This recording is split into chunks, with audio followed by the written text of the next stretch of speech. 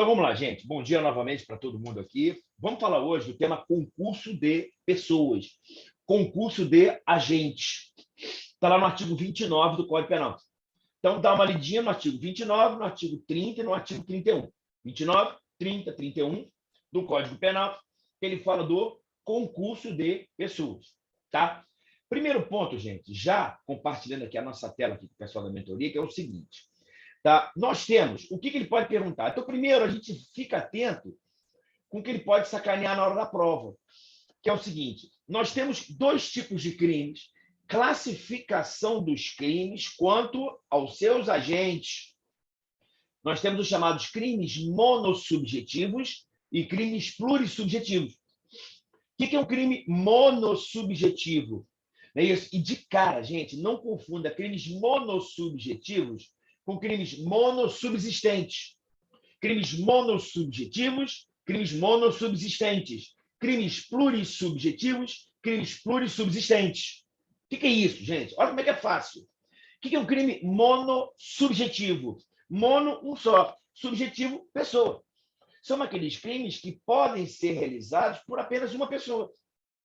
Significa dizer que o concurso de pessoas ele é eventual. É isso. Então, André, o que é o crime? Classificação do crime monossubjetivo. É aquele monossubjetivo. Uma pessoa só pode realizar. Ah, mas esse crime mais de uma pessoa pode realizar? Claro. Significa dizer que o concurso de pessoas ele é eventual. Exemplo, furto, homicídio, roubo, estupro. André, quem é que pode realizar um estupro? Uma pessoa só. Eventualmente, pode ser realizado por 3 pessoas, por 3.000 pessoas. Ok? Mas existem os crimes plurissubjetivos. O que é o crime plurissubjetivo? É aquele crime que há o concurso necessário de pessoas. É aquele crime que só pode ser realizado por mais de uma pessoa. Você sozinho, você não consegue realizar isso. Maravilha? Exemplo, organização criminosa, associação criminosa, rixa, ok? É aquele crime que, para que eu realize, tem que ter mais de uma pessoa. Não dá para realizar, por exemplo, o crime de bigamia com uma pessoa só. Na verdade, tem que ter outra pessoa. Essa pessoa pode até ser vítima, vamos estudar isso. Mas o que me interessa é que o crime de rixa tem que pelo menos 3 pessoas brigarem. Não é isso? Então, é um crime de concurso necessário. Maravilha? Por que eu estou falando isso? Estou falando que, às vezes, na prova ele pode sacanear, falar de crimes monossubsistentes. Galera, não tem como ter dúvida. O que é um crime monossubsistente? É aquele crime que subsiste com apenas uma conduta. E ela não pode ser fracionada. O crime monossubsistente, ele subsiste com uma ação só e ela não pode ser fracionada. São aqueles crimes que não cabem tentativa. André, o que é um crime monossubsistente? Ou eu faço ou eu não faço. Minha conduta não pode ser fracionada. Se não pode ser fracionada, se eu faço ou se eu não faço, se eu não faço, o fato é atípico. Se eu faço, o crime está consumado. E os crimes plurissubsistentes são aqueles crimes que a conduta pode ser fracionada. Se pode ser fracionada, cabe tentativa. Simples assim, pessoal. Ok? Agora, voltando para o concurso de pessoas, quando eu falo de concurso de pessoas, crimes monossubjetivos, aqueles crimes que o concurso ele é eventual, eu quero que você entenda que o concurso pode se dar através de condutas paralelas, condutas convergentes, condutas contrapostas. André, o que é o concurso de pessoas por condutas paralelas? As pessoas que estão em concurso, elas seguem juntas. Não é isso? Como, por exemplo, a associação criminosa. Como, por exemplo, o homicídio, Bruno Bola e Macarrão. São condutas paralelas. Os dois seguem juntos para a mesma finalidade. Vamos matar Elisa Samúdio. Nardoni, Suzane von Richthofen e irmãos Cravinhos. Condutas paralelas. Todos queriam a mesma coisa. É diferente de que haja o crime de conduta convergente. Os crimes de conduta convergente, os dois, junto com o outro, o que eles fazem? Eles querem obter o mesmo resultado, como, por exemplo, o crime de bigamia. Olha, minha querida, eu já sou casado. Vamos casar novamente? Ah, você tem que se divorciar. Nada, só a gente... Eu me casei no Rio de Janeiro, basta que, como a gente mora no Piauí, nos casemos do Piauí. Os dois vão ter condutas convergentes. Os dois juntos vão querer realizar o mesmo crime. E diferente de condutas contrapostas, que é o crime de rixa, por exemplo. Eu contra você. Eu te enfio a porrada, você me enfia a porrada e o outro enfia a porrada no outro. Então, eu tenho concurso de pessoas. Já vamos estar agora. O concurso de pessoas só é aplicável para crimes monossubjetivos. Por que isso? Porque é óbvio, se eu estiver falando com você do crime de associação criminosa, o promotor não precisa botar na denúncia que houve concurso de pessoas. André Queiroz, junto com Alexandre Queiroz, junto com José Queiroz, os três cometeram o crime de associação criminosa em concurso de pessoas. Não faz sentido. Por quê? Porque para cometer associação criminosa tem que ter concurso de pessoas. Maravilha? Então, eu botei aqui o exemplo pessoal aqui da mentoria, né? Botei aqui o artigo 235, que é o crime de bigamia, não é isso? Que é o crime de condutas paralelas. A associação criminosa são condutas convergentes e rixa, que são condutas contrapostas. Entendeu? Então, quando eu tenho uma associação criminosa, são condutas convergentes. Todos eles estão juntos para roubar. Condutas paralelas, os dois querem realizar o mesmo crime, que é o chamado crime de bigamia. E condutas contrapostas, um dá porrada no outro. Maravilha? Tranquilo? Eu gosto de falar assim, gente, que assim, na prática você observa isso, né? O promotor, quando ele oferece denúncia por um homicídio em concurso de pessoas, ele coloca artigo 121, NF e artigo 29. Crime de homicídio na forma do concurso de pessoas. Então, houve um homicídio junto com o concurso de pessoas. Ok? Porque é um crime monossubjetivo. É um crime que poderia ter sido realizado sozinho, naquela situação concreta foi realizado por duas ou mais pessoas. Maravilha? Bruno Bolle Macarrão, por exemplo. Beleza? Tranquilo? Então, nós temos essa regrinha aqui. Tá? Um outro ponto interessante que é o seguinte: o concurso de pessoas, fica atento, tem que haver os elementos que eu vou conversar com vocês, mas tem que haver, gente, esse liame subjetivo, essa intenção de colaborar com a gente antes do cometimento do crime. Em regra, para que eu e você que está me vendo, nós hajamos em concurso de pessoas no homicídio, nós temos que celebrar esse liame subjetivo, essa intenção de um colaborar com o outro antes do homicídio. Entendeu?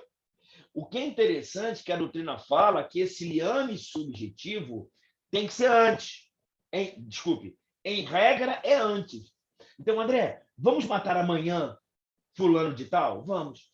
Não é isso? Nós entramos em acordo hoje para cometermos o crime amanhã. Entre nós existe o liame subjetivo.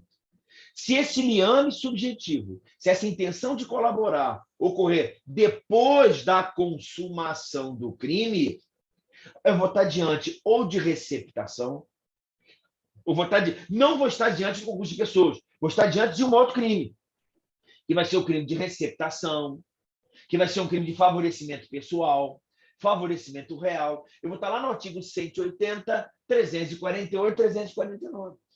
André, a pessoa que ajuda a outra a cometer o crime responde pelo crime? Sim, se a ajuda for antes da consumação.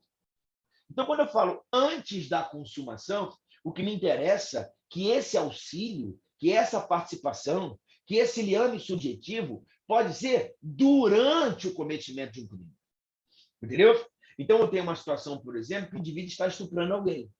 Eu, André Queiroz, estou em paz aqui na vida, não é isso? Estou saindo aqui, vou lá para a padaria comprar pão, não tenho liame subjetivo com ninguém. Aí, quando eu vejo uma pessoa num terreno baldio, está estuprando uma pessoa. Eu olho aquela situação e falo, caramba, existe uma pessoa que já está estuprando aquela pessoa.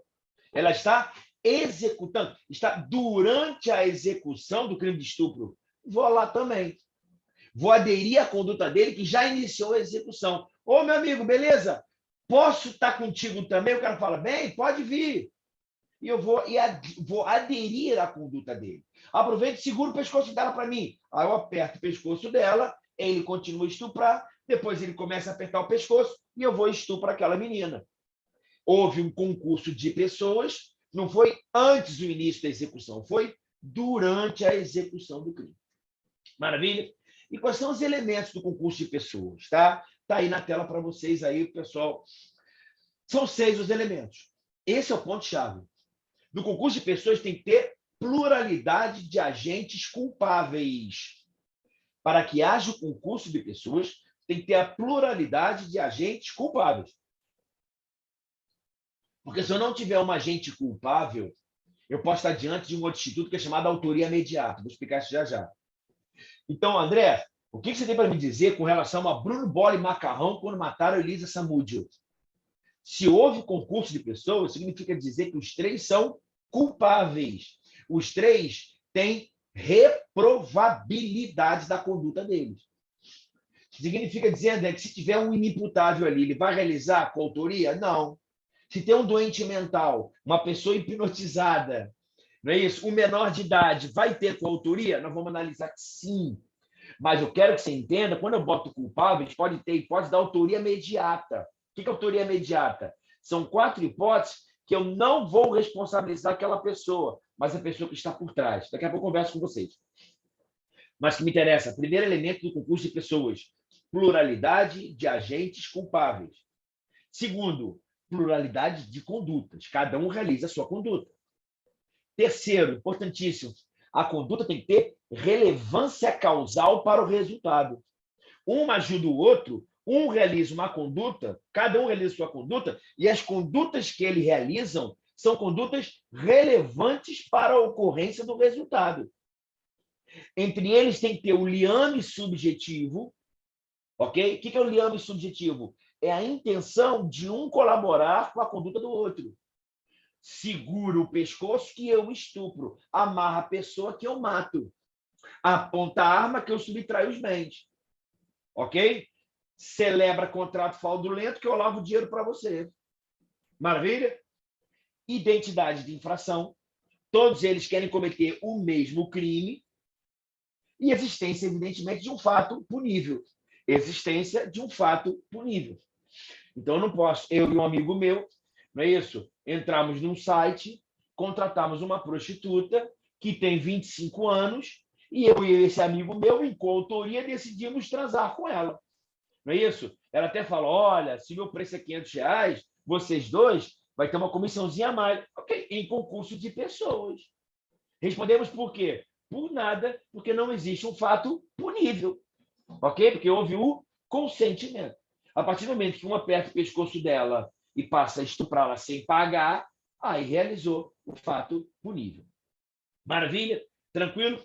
Então, o que a doutrina fala? Tem que haver esse liame subjetivo. Não há necessidade, gente, de acordo prévio. Ok? Não há necessidade de acordo, mas tão somente a intenção de um colaborar com o outro. A Defensoria Pública do Rio de Janeiro, ela botou uma questão onde a intenção de colaborar ela foi unilateral. Olha que interessante, né? Olha que fala aqui, ó. Se não houver liame subjetivo entre os agentes, teremos autoria colateral ou autoria incerta. Olha que interessante. Um bom exemplo é o seguinte, é a empregada que não gosta do patrão. Então, nós temos a situação de uma empregada que não gosta do patrão. E ela observa que o patrão, e ela sabe que aonde ela a casa do patrão é um local que normalmente tem furtos à residência. Então, a mulher sabe que existe um punguista ali, um ladrãozinho safado, que fica furtando as casas, e ela vê o patrão dela, que ela não gosta, sair de carro e esquecer a porta aberta. Ela poderia fechar a porta. Só que ela pensa, caramba, não vou fechar, porque eu sei que se a porta estiver aberta, se Deus quiser, aquele vagabundo lá vai furtar essa casa. Ela quer ajudar o bandido. Só que o bandido não sabe da ajuda dela. Não sabe. E o bandido vai lá, ele vê a porta aberta e fala, caramba, quem está me ajudando? Deus. Ele entra e furta aquela casa. O que me interessa é que o bandido, o furtador, não vai incidir para ele o furto qualificado pelo concurso de pessoas, porque ele não sabia que estava sendo auxiliado pela empregada. A empregada pode ser partícipe no crime de furto? Há controvérsia, mas a princípio ela seria partícipe, porque ela não furtou, mas ela auxiliou. Mas o ladrão vai responder por furto simples. Por quê? Porque ele não sabia dessa ajuda que ela estava dando. Ela sabia que estava ajudando o vagabundo, mas o vagabundo não sabia que estava sendo auxiliado. Maravilha? todos auxiliam, por exemplo. Então, qual é a nossa teoria agora? A nossa teoria, gente, no concurso de pessoas, a gente fala, é a chamada seguinte: nós temos três grandes teorias, que é a teoria monista. O que é a teoria monista? Não é a nossa adotada. A teoria monista é aquela teoria que diz que concorreu para o crime, como é que é o seu nome? Autor. André, quem é autor? São as pessoas que concorrem para o crime. Ajudou, auxiliou, realizou, fez o verbo, é autor. Não é a teoria adotada por nós. A teoria pluralista, que também não é adotada por nós, é aquela que cada agente responde pelo seu crime. O André matou o cara, então responde por homicídio. O cara ajudou o cara, responde por um outro homicídio. Em graus. Homicídio em primeiro grau, homicídio em segundo grau, homicídio em terceiro grau. Nós não adotamos essa teoria. A teoria que nós adotamos é a teoria dualista. O que é a teoria dualista? É aquela teoria que divide entre autor e partícipe. Quem é autor? Quem não é partícipe. Quem é partícipe? Quem não é autor. André, quem é partícipe? Já vai pegando essas manias. O autor é aquele cara que realiza o crime. Quem é autor? Quem realiza o crime. Tá fácil. O que me interessa é que o partícipe, fica atento, o partícipe, ele não realiza o crime. Ele ajuda o criminoso. Esse é o ponto. André, qual é a nossa teoria? Nossa teoria é a dualista. O que é dualista? Cara, concorreu para o crime. Você teve uma conduta relevante? Sim. A sua conduta foi relevante para a ocorrência do resultado? Sim. Teve nexo causal com o resultado? Sim. Então você vai ser, no mínimo, partícipe. Ou autor ou partícipe. Se eu tiver dois autores, coautores. Mas quem é autor? É quem realiza o crime. Quem é partícipe? Quem não realiza o crime, porém ele auxilia o criminoso. Simples assim. Maravilha? E onde é que está escrito isso? Está lá no artigo 29, o pessoal da mentoria está vendo. Quem, de qualquer modo. Então, nós adotamos a teoria dualista, por quê? Porque ele fala o seguinte: olha, não me importa como é que o cara vai auxiliar, mas se essa pessoa, de qualquer modo, concorre para o crime, incide nas penas a este combinada, na medida da sua culpabilidade. Então, nós adotamos, gente, para classificação, a teoria monista. Todos respondem pelo mesmo crime. Mas, com relação à sua reprovabilidade, vou adotar a teoria dualista, que ele pode ser autor ou partícipe. Entendeu? Então, André, de cara, qual é a nossa teoria adotada no Código Penal? A teoria monista, porque todos respondem no mesmo crime. André, Bruno, Bola e Macarrão responde por qual crime? Cara, se houve ligação entre eles, liame subjetivo, intenção de um colaborar com o outro, todos respondem pelo homicídio de Elisa Samúdio. A pena vai ser a mesma? Não falei isso. Estou dizendo que todos respondem pelo homicídio, na medida do seu grau de reprovabilidade, que é na medida da sua culpabilidade. O que é culpabilidade? É juízo de reprovabilidade. Então, se você entender que o Bola matou Elisa Samúdio para receber R$10, a probabilidade é alta. Se o Bruno matou a menina para não pagar pensão para ela, a probabilidade é alta, baixa, média, não interessa. Se o Macarrão fez aquilo só para ficar de boa, só para fazer um filme para ele, eu vou analisar a reprovabilidade. Maravilha? Então, nós temos o autor, nós temos os coautores e nós temos os partícipes. André, quem é partícipe? Cara, eu não sei não. Mas uma coisa é certa, ele não realiza o crime. Porque se ele realizar o crime, ele é autor e coautor. Maravilha? Beleza? Qual a teoria que nós adotamos, tá? Com relação à autoria e participação? Nós adotamos, gente, em regra, a teoria objetivo formal. André, o que é a teoria objetivo formal? Quando eu falo de formal, eu falo da lei. E quando eu falo de objetivo formal, eu estou analisando o verbo que está na lei. Então, na verdade, a teoria objetivo formal, que é adotada pelo Código, é muito simples. É autor do crime quem realiza o verbo. É autor quem mata. É estuprador quem constrange. Ok? É furtador quem subtrai. Maravilha? Então, eu tenho o verbo. É assediador quem tem, entendeu? O benefício sexual. Então, na verdade, eu tenho que sempre analisar o verbo, que é o núcleo do tipo. E o núcleo do tipo é a nossa teoria objetivo formal. Por que formal? Porque está na lei. O que é objetivo? porque está expressamente definido ali no verbo. Nós temos, por exemplo, a teoria objetivo material, que não é adotada por nós. O que é a teoria objetivo material? Quando eu falo de material, eu não estou preocupado agora com o que está na lei.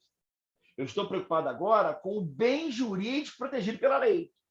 Então, para a teoria objetivo material, concorre para o crime, é aquela pessoa que, com a sua conduta, ele vai influenciar a lesão ao bem jurídico protegido. E, em tese, não é a nossa teoria adotada. Entenda que o direito penal vai evoluir para isso. Hoje eu falo tranquilamente, né, nas minhas peças de defesa. André, quem é o autor do crime? Na minha forma de ver, são todas aquelas pessoas que concorrem para ofender o bem jurídico, protegido pela norma, desde que seja um risco não permitido. Por que isso, André? Tem que ser um risco não permitido. Porque se eu entender que toda pessoa que gera um risco para ofender o bem jurídico, vida, por exemplo, eu vou ter que, no caso de um atropelamento, quando uma pessoa ela atropela outra, e quando eu vejo o atropelamento, ele estava andando com uma Porsche de 620 cavalos, eu tenho que denunciar o dono da Porsche que atropelou, mas também teria que denunciar o vendedor que vendeu a Porsche. Por quê? Porque quando um vendedor ele vende a Porsche para alguém, que ela consegue andar a 412 km por hora, eu estou gerando o risco de ele matar pessoas. Só que esse é um risco permitido. A sociedade permite que sejam vendidas Porsche que tem 350 cavalos de potência, 600 cavalos de potência e anda 300 km por hora. Por isso, nós adotamos a teoria objetivo formal. Maravilha? Mas aí eu tenho ampliação. André, na ampliação, tá, que é a chamada teoria objetivo formal, quem são as outras pessoas que também respondem pelo crime? Não é só a pessoa que realiza o verbo. Na teoria objetivo formal, também é a pessoa que não realiza o verbo, mas ela realiza uma elementar. O que é um elementar? É algo que seja essencial ao cometimento do crime. Então, o crime de roubo não é só quem subtrai, mas também quem prega o quê? A violência ou grave ameaça. André, qual é o verbo no crime de roubo? Subtrair. Então, ladrão só é quem subtrai? Não. Muitas vezes eu divido as tarefas. Uma pessoa subtrai e o outro aplica grave ameaça. Uma aponta a arma. É só você olhar a moto. Não é isso? Dois de capacete, um que dirige que está no crime, e o outro que aponta a arma e o outro que subtrai. É um que aponta a arma e o outro que vai lá e subtrai o celular no carro do indivíduo. São coautores, evidentemente, que os dois realizaram o crime. Diferente do partícipe que emprestou a moto. O partícipe, quando empresta a moto, ele não está ajudando o crime. Ele está ajudando o criminoso. O criminoso poderia furtar, roubar o celular a pé, mas ele achou mais fácil roubar de moto. E quem emprestou a moto ajudou antes do roubo. E, evidentemente, ele tem que saber. Porque não existe responsabilidade penal objetiva. Maravilha? Então, nós temos essa ideia aqui. E agora, o que me interessa é que a doutrina vem e nos fala o seguinte: olha, André, não é autor só quem realiza o verbo. Não é autor só quem realiza uma elementar. Também é autor quem não faz nada. Mas ele tem dois poderes na mão. Olha, André, eu não matei, eu não estuprei, eu não roubei, eu não fiz nada. Meu amigo, mas você tem o poder na mão. Você tem uma coisa que é chamada domínio final do fato. E quem é que tem o domínio final do fato? Quem tem dois poderes. Quais são os dois poderes? Se e quando. O cara tem o poder se o crime vai acontecer. E o cara tem o poder quando o crime vai acontecer. André, você me desculpa, eu não fiz nada. Não fui eu que matei Elisa Samúdio. Eu não peguei ela, eu não fiz nada. Tá, cara, você tinha poder. Você mandou matar. Então, quem manda matar também responde por homicídio. Por quê? Porque ele tem o poder. Se ele está pagando, ele tem o poder se o crime vai acontecer ou não. E ele, se está pagando, ele tem o poder de quando o crime vai acontecer. É chamada teoria do domínio final do fato. Nós estamos falando da teoria finalística da ação. André, quais são as teorias relacionadas com a conduta do agente? Nós temos a teoria da imputação, não é isso? Nós temos a teoria causalista, Nós temos a teoria social da ação, nós temos a teoria finalista. O que é a teoria finalista? Toda conduta ela tem uma finalidade. Se você atravessa a rua, você tem uma finalidade. E para a teoria finalista da ação, não é isso? Eu respondo pelo crime se eu tiver a finalidade, a intenção de realizar o crime. Ah, mas eu não fiz o crime, mas eu tive a intenção. Como? Dando dinheiro. Dominando, eu tinha o domínio final do fato. Eu tinha o controle se o crime acontecer e quando o crime acontecer. Por isso que agora o vendedor da Porsche não responde. Por quê? Ele fala, olha, eu não tinha o domínio final da ação. Poxa, meu amigo, me tira uma dúvida. Quem é que comprou a Porsche? Olha, quem comprou? Eu realmente foi eu que vendi a Porsche. Vai lá o delegado de polícia. O cara vai ser notificado. O cara atropelou o cara e matou 3. Olha que bacana. O cara pegou uma Porsche de 600 cavalos, atropelou e matou 30 num ponto de ônibus. O delegado notifica o vendedor da Porsche para lá. Só que quando o delegado vê, sabe quem atropelou essa pessoa? Foi o José da Silva. José da Silva, como é que fala? Bom, um ricão desse aí. Quantos anos tem esse ricão? 79 anos. Eu estou diante de um cara, aí o delegado fala, meu amigo, quem chegou na tua loja? Chegou um cara, o nome dele é André Queiroz, ele tem 79 anos, 86 anos, e estava com uma gatinha de 21. A gatinha ria, que estava doido para andar de Porsche. Inclusive, foi ela que convenceu o André Queiroz, de 8.500 anos, a comprar uma Porsche conversível, para os cabelos dela poderem avoaçar no ar. Aí o delegado pergunta, meu amigo, havia previsibilidade de que aquela mulher do lado dele certamente ia ficar fazendo carinho na cabeça dele, talvez só carinho, não na cabeça, mas em outros lugares? Sim. Ele tinha Parkinson, caramba, ele estava tremendo pra caramba. Tanto que para fazer o Pix do celular dele até demorou, mas ele tem dinheiro. Querido vendedor, você consegue perceber que você, ao vender uma Porsche de 8.000 cavalos para um senhor de 3.000 anos de idade, eu vou estar gerando um risco para que as pessoas sejam atropeladas? Ele fala, perfeitamente. Qualquer pessoa minimamente inteligente dá para perceber isso. E você vai responder por quê? O que ele falaria? Ô, senhor delegado, por nosso direito penal, eu não respondo por nada. Por quê? Porque eu não tinha o domínio do fato. Eu até posso prever que ele poderia atropelar alguém, mas eu não tinha nenhum domínio sobre isso. Se o velho pegasse aquela Porsche, o André Queiroz velho, botasse na garagem, o problema é dele.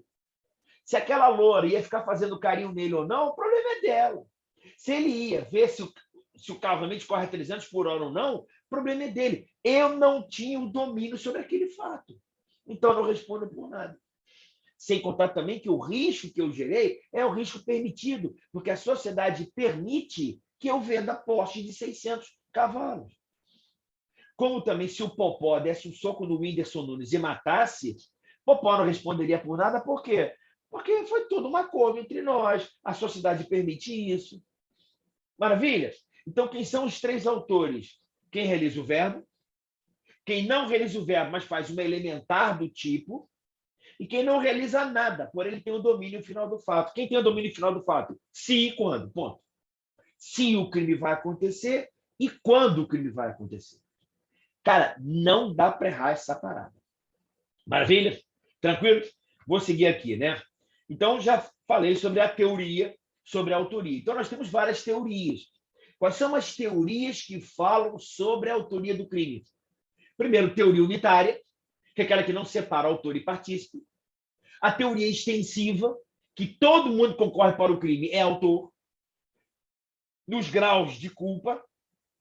E a nossa teoria, que é a teoria dualista. O cara ou vai ser autor ou vai ser partícipe. Maravilha? Tranquilo? Aí eu tenho a teoria objetivo formal, objetivo material e a do domínio final do fato. Maravilha? O que é importante agora? Se esqueceu na hora da prova, lembra do mensalão e o petrolão.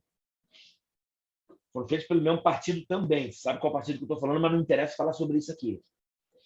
Lá no mensalão, foi adotada a teoria do domínio final do fato. O José Dirceu ele foi condenado não por ele ter dado mesadinha para os deputados, mas porque ele tem o domínio final do fato. Ele sabia se e quando aquele crime ia acontecer. Lá no Petrolão, na Lava Jato, não foi adotada a teoria do domínio final do fato, foi adotada uma outra teoria, que é a evolução dela, que é a teoria do domínio funcional do fato. E o que é a teoria do domínio funcional do fato? Eu estou diante, gente, de organizações criminosas. E nas organizações criminosas, o líder da organização criminosa, ele sequer sabe o que está acontecendo. Eu não sabia de nada. Eu não tenho conhecimento disso. Não fui eu que mandei fazer aquilo. Eu não tenho domínio final do fato. Por que não tem? Eu sou apenas el capo. Eu sou o líder da organização. E o líder da organização muitas vezes não sabe nada. Mas ele não sabe nada, mas ele responde? Responde. Responde por quê, gente? Porque ele faz divisão de tarefas. Existe uma hierarquia e ele faz a divisão de tarefas. Olha, não quero saber da corrupção na Petrobras, não, mas você é o responsável por isso. Eu quero só que você faça a corrupção na Petrobras, recolha o dinheirinho e coloque no nosso partido. Faça a divisão de tarefas, recolha o dinheirinho na Petrobras e todo o dinheiro de propina recolhido na Petrobras você coloca no nosso partido. Mas eu não quero saber o que está acontecendo. Não sei de nada, não estou vendo nada. Muito fácil. Não assino nada, não digo nada, não sei de nada. Se amanhã o Ministério Público me denunciar, eu vou ser absolvido. Por quê? Porque eu não sei de nada, eu não vi nada, eu não sei de nada. Mas você é líder da organização criminosa? Sim. Você tem o domínio final do fato? Não. Mas você tem o domínio funcional do fato em razão da divisão de tarefas? Sim. Então você responde pelo crime. O Eugênio Raul Zaffaroni, ele fala da chamada autoria de escritório. O que é autoria de escritório? Porque o cara que está no escritório, ele não sabe de porra nenhuma. Mas ele, lá atrás, ele dividiu as tarefas. Você é o cara da contenção, você é o cara da corrupção, você é o cara do tráfico, você é o cara daquilo. Tá tudo dividido e eu sou o Al Capone. Maravilha? Existe também a autoria intelectual. A autoria, não de escritório, a autoria de escritório tem relação com o domínio funcional do fato, divisão de tarefas, escalonamento hierárquico. A autoria intelectual, eu gosto de dar um exemplo bacana, que é aquele filme, para você lembrar, né? Aquele filme Duro de Matar Um. O filme Duro de Matar Um é um exemplo claríssimo da autoria intelectual. O artigo 62 do Código Penal. Olha lá o artigo 62 do Código Penal, mas eu vou ler para vocês. Não é isso? O que ele fala? Como é que era o crime lá, o filme do Bruce Willis? Não é isso? Duro de Matar. Era o roubo do Nakatomi Plaza. Eu quero que você entenda que aquele Hans, que era o chefe da organização, ele, no mínimo, ele fazia o quê? Ele era o cabeção. E por ser cabeção, o que ele fazia, gente? Na verdade, ele fazia crime, ele era coautor, evidentemente, só que ele teria uma circunstância agravante, porque eu ia aplicar para ele o artigo 62. A pena será ainda agravada em relação ao agente que promove ou organiza a cooperação no crime ou dirige a atividade dos demais agentes. Então, quando eles foram roubar o Nakatomi Plaza, o Hans, ele dividia a porra toda. Você coloca os detonadores lá na cobertura, você que vai abrir o cofre, você que vai prender as pessoas, você. Maravilha? Se todo mundo fosse preso, não é o caso dele, porque todo mundo morreu, o Bruce Willis matou todo mundo, ficou de herói e o cara caiu do prédio, porque a mulher foi lá e tirou o relógio, não é isso? O que me interessa? O que me interessa é que se todo mundo fosse preso, certamente o juiz, vendo o filme, ele falaria, cara, Hans, a sua pena tem que ser mais alta, porque você tem uma circunstância agravante, porque você promoveu, organizou ou dirigiu a atividade de todos os demais. Mas ele fez isso. É diferente da autoria de escritório. Tá entendendo? Se eu tivesse, por exemplo, uma pessoa lá, aonde? Na Lua, que está no escritório dele e fala, olha só, eu dividi tudo. Quem vai roubar o Nakatomi Plaza é o Hans. Quem vai, Duro de Matar 2, que vai sequestrar um avião, resumindo, eu dividi as tarefas. Beleza? Tranquilo? Então, isso, gente, que eu tenho essa ideia aqui. Tá? Autoria de escritório, domínio funcional do fato. Não é isso? E tem uma outra teoria que eu acho fantástica, que é com relação ao seguinte. André, quem é partícipe? Você já sabe. Partícipe, eu não sei muito bem, não. Mas eu sei uma coisa que mata na prova. Ele não realiza o crime, mas ele ajuda o criminoso. Então, se nós, por exemplo, nós, com liame subjetivo, quisermos roubar um banco, todo mundo que for roubar o banco é autor do crime. O cara que fica lá fora esperando todo mundo sair para dar fuga para os ladrões, em regra, ele não vai ser autor do roubo. Por quê? Porque o cara que fica lá fora no carro, distante, esperando as pessoas chegarem para eu dar fuga para eles, eu estou realizando o crime de roubo, eu seria partícipe. O cara que emprestou a arma para todo mundo roubar, responde por roubo, mas não vai ser autor do roubo, vai ser partícipe. Então, quero dar 2 exemplos para vocês. A galera que roubou o banco são coautores. O cara que emprestou a arma, ele não está cometendo roubo, ele está ajudando o ladrão. Antes, mas sabe que vai ter roubo. E o cara que emprega a fuga para eles, ele não está cometendo roubo, mas está ajudando os vagabundos. Entenderam?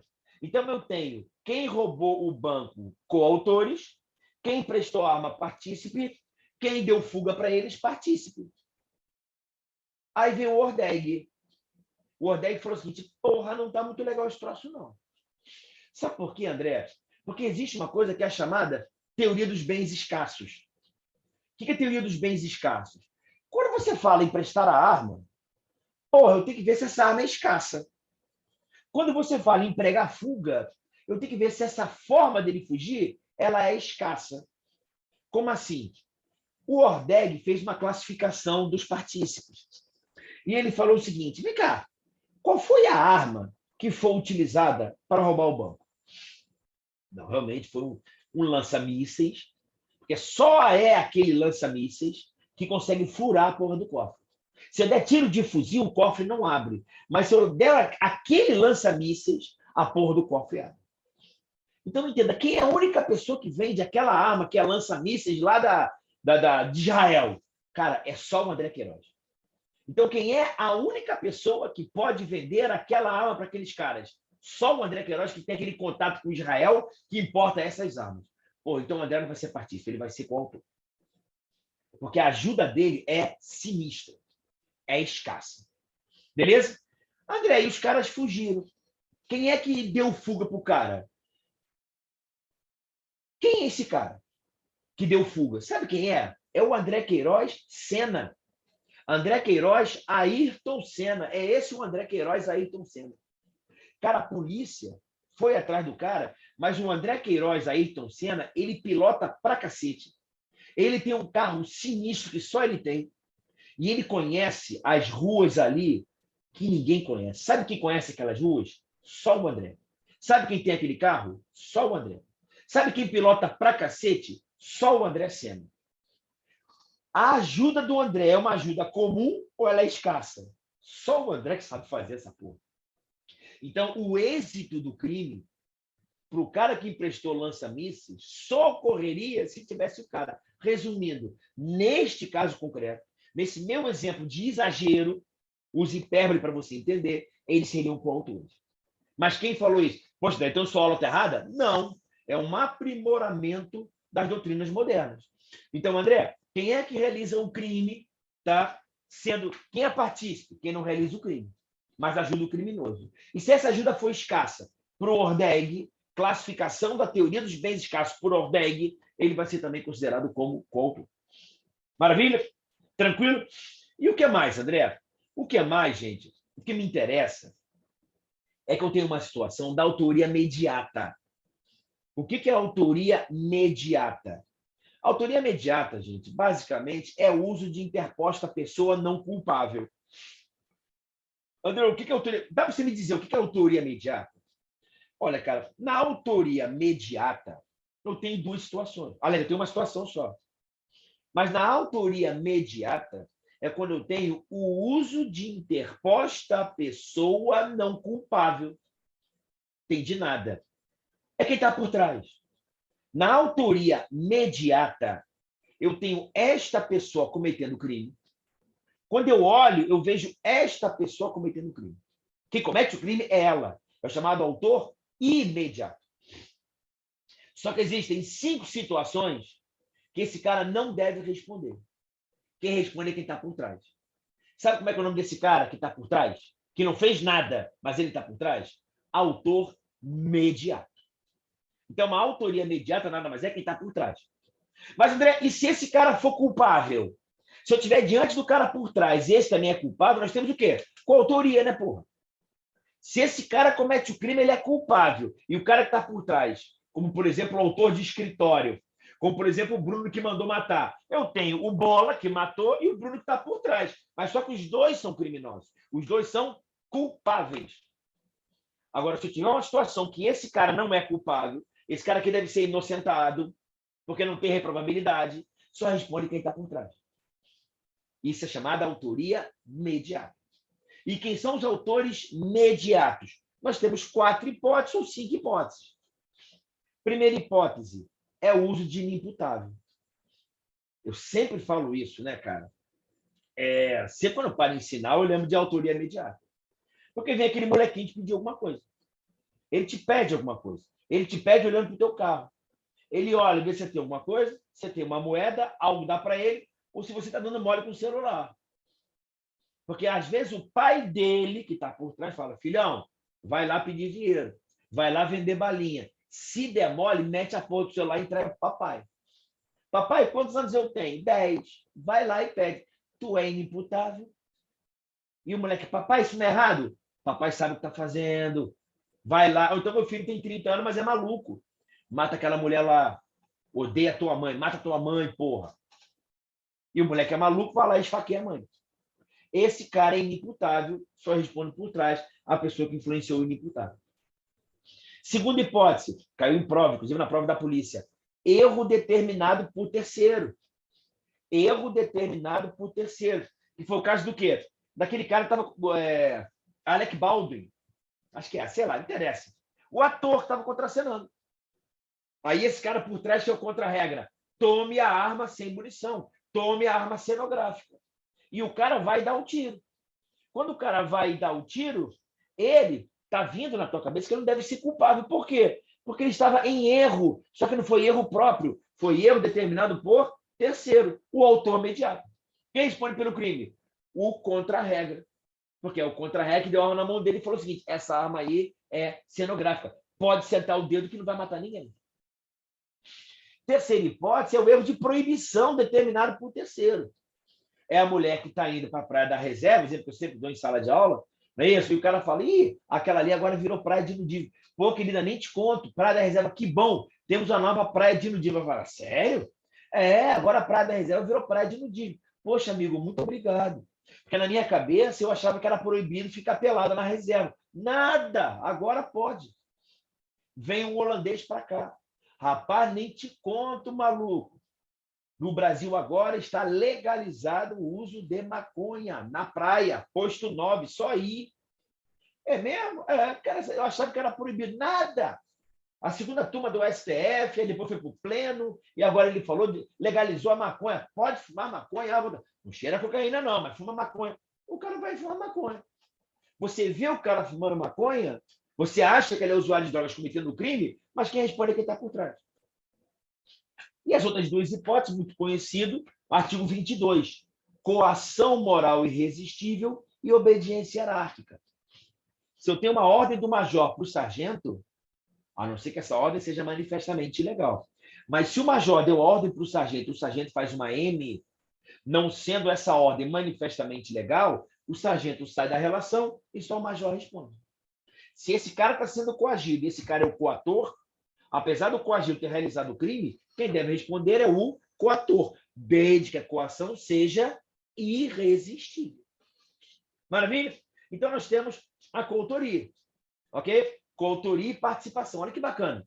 Qual é a teoria adotada? Cara, a teoria unitária. O que é a teoria unitária? A teoria unitária, todos respondem pelo mesmo crime, na medida da sua culpabilidade. O que mais, André? Olha, outra coisa. Existem exceções à teoria unitária. Uma exceção é o aborto. Eu adoro dar aula de aborto porque as pessoas têm um pouco de luz na mente. Quando você fala de aborto, aquele bacurizinho que está ali na barriga da mãe, tá? Ele protege Esse bacuri é protegido por duas pessoas, que é a mãe e terceiros. Quem é que pode acabar com aquela vida? A própria mãe. A própria mãe pode acabar com a vida daquela criança. Certo? Comigo. Sozinha, sem ninguém. Ok? E ela protege de terceiros. Então, quando a mãe vai na clínica de aborto, e tanto o médico quanto ela querem tirar o molequinho, eu tenho crimes diferentes para o médico e para a mãe. A mãe, o crime de aborto, é uma exceção à teoria unitária. Mas nós também adotamos a teoria dualista. Que é a teoria dualista? Ou vou ter autor ou vou ter partícipe. Então, a mãe responde pelo crime dela, o médico responde pelo crime dele, o namorado que leva para a clínica é partícipe no crime da mãe, e a enfermeira que ajuda o médico é partícipe no crime do médico. Mas o que interessa é que o aborto é uma exceção, uma teoria unitária. Corrupção passiva, corrupção ativa. Sérgio Cabral e Cavendish, os dois estão juntos. Não é isso? São crimes de condutas paralelas. Os dois querem roubar dinheiro público. Só que o Sérgio Cabral respondeu por corrupção passiva e o Cavendish respondeu por corrupção ativa. Cada um no seu crime. Tem exceções ao Código Penal. Maravilha? A teoria unitária. Beleza. Falei com relação a isso, falei da autoria imediata, deixa eu seguir aqui, não é isso? Erro determinado por terceiro. Então, o que me interessa agora? Uma questão interessante é o seguinte, André. Eu estou estudando e eu vou te fazer a seguinte pergunta. É cabível coautoria em crimes culposos? Entendeu? É cabível coautoria em crimes culposos? Crime doloso, não há dúvida nenhuma. Quer matar? Quero. Eu também quero. Vamos junto matar? Vamos, embora, tranquilo, sem mistério. Se tu tá com dúvida, tá com problema. Maravilha? Mas você me pergunta, André, é possível coautoria em crimes culposos? Quer dizer, eu realizei um crime sem querer. Então, o cara ele pode ter uma participação ou coautoria no meu crime. Me dá um exemplo, André. Eu vou com um amigo meu pegar uma carona. Esse cara eu já não gosto tanto, o cara me oferece a carona. André, quer uma carona? Eu já não gosto muito dele, mas eu falo, pô, mas tá me dando a carona? Vamos embora. Quando esse cara vai me dar carona, meu irmão, ele tem, sabe aquela mesma Porsche? É a Porsche dele. Caraca, que carro é esse? Ah, não, eu comprei. Eu peguei um carro desse aí com um advogado e tal, o cara me deu aqui. Porra! Sentimento de inveja profunda. Ele fala, cara, o que seria bom? Né? O que seria bom é, sei lá, né? Como seria bom se esse cara atropelasse e matasse alguém? Aí ele falou, cara, aí você tá Porsche cheio de inveja, ele tá dirigindo, eu falo, caramba, cara, porra, isso aqui, esse carro corre mais de 200, cara, que é isso, cara? De terceiro ele vai mais que 200. E 300? Acho que na quarta ele já pega 300. Olha, cara, sei não, hein? Imbuído de inveja, sabendo, inclusive, que lá na rua, na frente, está cheio de gente. Eu sei que ele não dirige tão bem, eu falo, meu irmão, duvido tu meter 300 nessa porra agora. Pô, cara, pode dar merda. Não dá nada, não tem ninguém lá, não. Corre, cara, estamos com pressa. Não precisa ir longe, não. É só você ser casado. Não é isso? É claro que a minha mulher é tranquilaça, né? Ela é até muito mais calma do que eu. Não é isso? Mas supondo que ela esteja atrasada. Até esses dias agora ele me falou isso. André, lindo, vamos logo. Que eu pensei, lindo, dá para ir logo que eu marquei de 4h30? Eu sei que ela não tem dólar, mas supondo que ela tivesse dólar. Tá aí, tomara que esse babaca, esse marido babaca, atropele alguém. Tomara. E eu, babacão, não é isso? Meio pé de chumbo, mas meio barbeiro, acelera o carro. E ela torcendo. Não é que eu derrapo mesmo e mato 5. Ela já sai do carro rindo. Minha mulher sai do carro rindo. Maíra sai do carro rindo. É lindo, que pena, hein, lindo. Bem feito, mas essa porra fique presa. Porque se ele ficar preso, eu fico na casa toda. Domino a casa toda e ir lá no presídio. Eu posso transar com o que eu quiser, vou no presídio uma vez por ano para esse babaca aí, e o babaca vai ser preso. A doutrina fala, é possível. O que ela alegaria? Olha, eu não fiz nada. Mas ela agiu de maneira dolosa? Sim. Ela agiu de maneira dolosa. Então, qual a sua pergunta? É possível a participação dolosa em crimes culposos? Entendeu? A doutrina entende, gente, que a princípio não. Entendeu? Por quê? Porque ela não poderia ser partícipe no meu crime, porque quem não observou o dever de cuidado fui eu. Tá certo que ela encheu minha paciência, não é isso? Mas eu tinha o domínio se eu dirigiria bem ou não. se eu acelerei mais ou menos do que eu poderia. Que foi mais ou menos o que aconteceu com a minha mulher anteontem mesmo. Ontem, ou anteontem. Lindo, podemos chegar logo? Eu falei assim, sim, estamos no horário. Entendeu? Agora, se eu acelerasse, eu só poderia acelerar aquilo que eu dominasse. Então, se eu atropelasse alguém, eu responderia por homicídio culposo, eu não responderia por nada. O que há... Isso, beleza. Segunda pergunta, André. É possível a coautoria em crimes culposos? Olha que bacana agora. Então, a doutrina tradicional ela fala o seguinte: não é possível coautoria em crimes culposos. Por que não? Porque cada um inobserva o seu dever de cuidado. Entendeu? Não é possível sequer coautoria em crimes culposos. Por quê? Porque cada um inobservou o seu dever de cuidado. Ponto. Aí vem o Zaffaroni. O que o André falou, ele está errado. É cabível, sim, coautoria em crimes culposos. É possível que haja coautoria em crimes culposos? Sim. É possível que ambos realizem um crime culposo? Sim. Em que hipótese? Na hipótese em que o André sozinho não consegue ser negligente, prudente e perito. Ele dá um exemplo no livro dele fantástico, que ele fala o seguinte, que eu, André Queiroz, eu nunca vou conseguir ser negligente, imprudente ou imperito sozinho. Só com a ajuda de alguém. Qual é o exemplo que ele bota no livro dele? Nós estamos numa obra. Nós estamos realizando uma obra e existe uma pedra ali grande e eu preciso tirar essa pedra. Eu preciso tirar essa pedra e jogar a pedra lá no outro lugar. Por quê? Porque para que faça aquela obra, tem que tirar a pedra. Aí o André Queiroz vai lá sozinho e pega a pedra. Porque eu pego a pedra e levanto, eu não consigo levantar a pedra. Sozinho, eu poderia mexer aquela pedra? Não. Peça ajuda para o meu amigo. Amigão, chega aí. Nós dois juntos conseguimos levantar a pedra? Sim. Então, eu e você vamos pegar essa pedra e vamos jogar lá na ribanceira. Porra, André, pode ser que dê merda, não pode cair na cabeça de alguém? É, mas vamos embora, cara. Beleza. Eu e ele juntos jogamos a pedra na ribanceira. A ribanceira rola e mata uma criança de 3 anos de idade, estava no ponto de ônibus com a mãe. Nós dois vamos responder por homicídio culposo, pela imprudência, em coautoria. Por quê? Porque no caso concreto, eu, André Queiroz, não conseguiria realizar esse crime sozinho, só com meu amigo, que é forte e me ajudou. Beleza? Então, a doutrina vem entendendo que é possível, sim, coautoria em crimes culposos. André, é possível coautoria em crime de mão própria? Fica atento. André, o que é um crime? Dá para você classificar os crimes com relação ao seu autor? Sim. Como é que é isso? Eu tenho crime comum, crime próprio e crime de mão própria. Decora. André, o que é um crime comum? O crime comum é aquele crime que pode ser realizado por qualquer pessoa. Ok? Homicídio, furto, roubo, estupro. André, quem pode realizar homicídio, furto, roubo, estupro? Qualquer pessoa. André, e o crime próprio? Cara, o crime próprio é aquele crime que a pessoa, para realizá-lo, ela tem que ter uma posição fática ou jurídica específica. Eu até brinco com meus alunos, né? Você está doido para realizar o crime, de poder realizar o crime de peculato. Corrupção passiva. Qual é o... André, sabe qual é meu sonho? Meu sonho é realizar o crime de corrupção passiva. Eu estou brincando, não é realizar o crime, mas é poder realizar.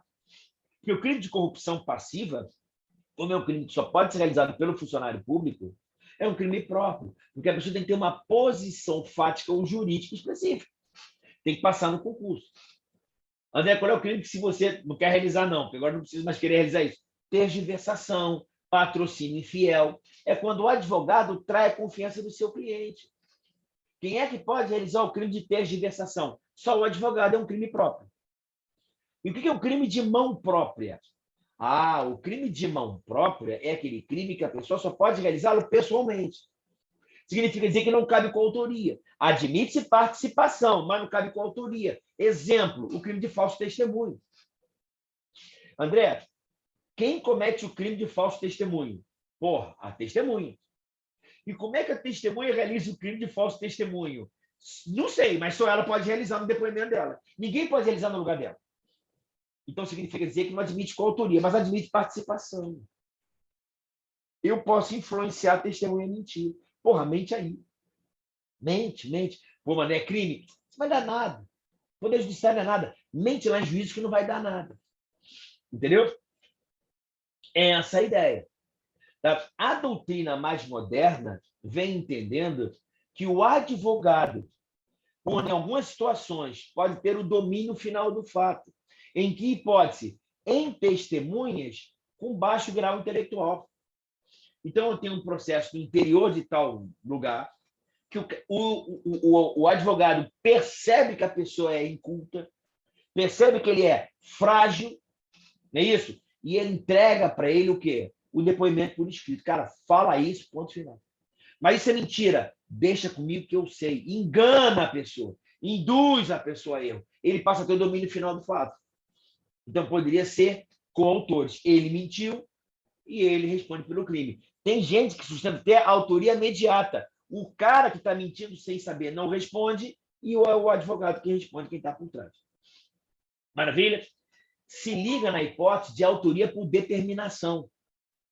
O Zaffaroni ele fala que na autoria por determinação, este cara nem conduta tem. Então, aqui ele não vai ser culpável ou não culpável. Ele não tem conduta. Ele está fazendo, mas está fazendo sem conduta. É esse cara que está determinando. Quem é esse cara? O cara que hipnotiza essa pessoa. André, o que você acha da hipnose? Sei lá. Mas se esse cara hipnotizar esse cara e esse cara matar alguém, esse cara não vai ser autor imediato, vai ser autor por determinação. Porque ele nem conduta teve. Maravilha? Nem conduta teve. Então, o Zaffaroni ele fala dessa hipótese aí de autoria por determinação. Maravilha? Isso é o Zaffaroni, né? Para fechar, galera, eu queria conversar com vocês da autoria colateral. O que é autoria colateral? Na autoria colateral, olha o desenho que eu falei para eles aqui. André, o que é coautoria? O que é coautoria? Coautoria é quando ele e ele realizam o mesmo crime. São coautores. Não é isso? O que é participação? Quando ele realiza o crime e esse colabora com esse cara aqui. Ele faz o crime e eu colaboro com esse cara aqui. Ele é autor e eu sou partícipe. E se essa minha colaboração for muito escassa para o Ordeg, são dois coautores. Beleza? O que é autoria imediata? A autoria imediata, esse cara realiza o crime, só que ele não é culpável. E o cara por trás realiza. Mas ele não é culpável, mas foi conduta voluntária. Eu estou diante do inimputável, aquele pirralhinho lá do sinal. Esse cara determinou o erro. Esse cara fez coação. Ou esse cara está sob obediência hierárquica. Ele não responde e esse cara responde. E o que é autoria por determinação? Esse cara fez, mas não tem conduta. Por quê? Porque ele está hipnotizado. Não existe voluntariedade na conduta. Um outro exemplo, eu sou médico e dou um choque elétrico nele. E ele, por um impulso nervoso, ele chuta a pessoa. Se eu dei um choque elétrico com a intenção de bater nessa pessoa, autoria por determinação. Ele não tem voluntariedade nem consciência. Maravilha? E, por último, autoria colateral. O que é autoria colateral? Quando este cara quer realizar o crime e este também. Só que um não sabe do outro. Na coautoria, ambos querem realizar o mesmo crime. Ambos realizam o mesmo crime, só que um sabe do outro. Na autoria colateral, um não sabe do outro. E o que me interessa, gente? O que me interessa é que na autoria colateral, princípio do indúbio pro réu, princípio do favor rei, ambos respondem pelo mínimo. Se liga, já vi aluno falando isso. Aluno decora as coisas e fala essa porra. Ambos respondem por tentativa. Porra nenhuma. Ambos respondem pelo mínimo. O que é isso? Princípio do indúbio pro réu, princípio do favor rei. Não estou entendendo nada. Não é isso? Como não estou entendendo, eu preciso te explicar. O que é isso? Vou dar um exemplo para vocês aqui, vou botar aqui no quadro pessoal aqui, para você entender. Olha só. Imagina a seguinte situação. Eu tenho A e B. O A quer matar o André Queiroz e o B quer matar o André Queiroz. Só que um não sabe do outro. Esse cara dá o primeiro tiro. E o primeiro tiro bate na cabeça. Tá? O exemplo aqui, pessoal, aqui. Eu estou abrindo aqui para bater para o aluno da mentoria olhar aquilo ali, pedindo, gente, quem entrar na mentoria, nós vamos assim até a prova da polícia. Nós vamos assim direto. Porrada. Não teve aula ontem à noite, mas está tendo aula hoje de manhã. Você que está vendo um pouquinho no Instagram é uma coisa. Para a galera que está aqui pelo Zoom, pode me fazer pergunta, pode tirar aqui. Você vê que eles nem perguntam, porque desculpa, como eu falo a porra toda, não tem como ter dúvida. Maravilha? Então, um negocinho bonitinho para eles aqui, abertinho, fica salvo para eles no YouTube, no canal fechado lá. Manda o PDF resumido, complemento com material, complemento com áudio, tudo isso até a prova. O cara vai passar, eu tenho certeza. Na prova anterior, só num dia só, nesse concurso aí, eu falei, porra, uma cacetada de questões. Mas não importa, volta para cá. André, eu tenho uma situação do seguinte: este cara dá o primeiro tiro no André. E este primeiro tiro bate na cabeça e mata o André. Se o primeiro tiro bate na cabeça, e esse cara, sem saber do outro, dá um tiro e pega no braço, eu tenho, e um não sabe do outro, se os dois souberem, tranquilo, crime, homicídio consumado. Só que quando eu falo que o primeiro tiro bateu na cabeça e matou, e o segundo tiro bateu no braço, eu quero que você entenda que quem deu o segundo tiro realizou o quê, gente? Crime impossível. Então, se eu estiver diante de uma situação que o primeiro deu tiro na cabeça e matou, e o segundo deu tiro no braço, que nunca ia matar, crime impossível. Se eu não souber quem deu o primeiro e o segundo tiro, ambos respondem por crime impossível. Estão entendendo? André, quem deu o primeiro tiro, matou. Quem deu o primeiro tiro responde por homicídio consumado. Quem deu o segundo tiro responde por crime impossível. Como eu não sei quem deu o primeiro nem o segundo tiro, ambos respondem por crime impossível e o cara está morto. André, segunda situação. E se quem deu o primeiro tiro bateu no braço? Se quem deu o primeiro tiro bateu no braço e não matou, quem deu o segundo tiro atirou e pegou na cabeça. Eu inverti agora. Se o primeiro tiro bateu no braço, quem deu o primeiro tiro responde por tentativa de homicídio. Quem deu o segundo tiro que bateu na cabeça responde por homicídio consumado. Como quem eu não sei quem deu o primeiro tiro ou o segundo, ambos respondem por tentativa de homicídio, porque é o mínimo. A perícia tem como ver isso? Tem. A perícia consegue demonstrar isso? Consegue. Me interessa dizer isso agora? Não. Vou fazer prova para delegado. Tem que saber? Tem que saber. O que eu vou analisar? Anel de fiche. Como é que eu vejo anel de fiche? Não interessa. Mas é a análise das lesões por projetil de arma de fogo. Maravilha? Tá claro? Então, ambos respondem pelo mínimo. Tá?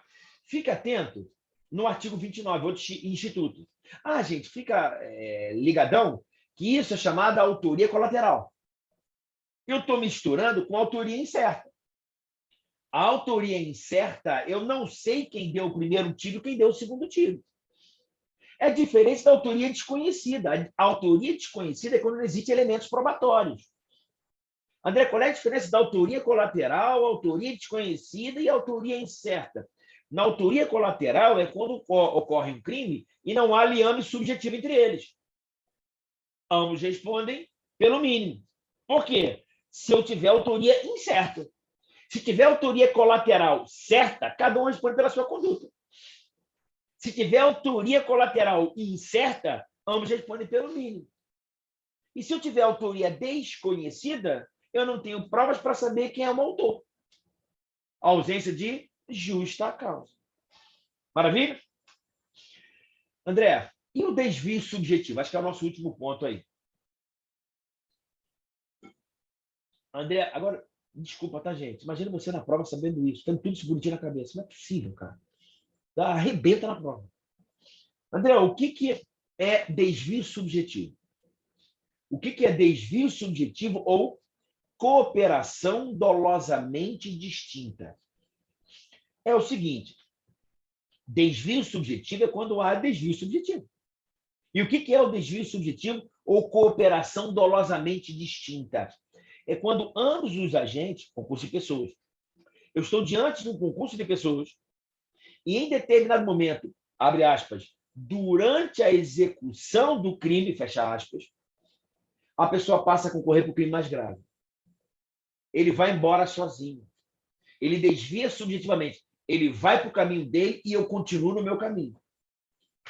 É o exemplo que eu sempre dou dos filmes também. Não vou lembrar qual é o filme, mas são dois caras que entram para roubar. Os dois entram para roubar a residência.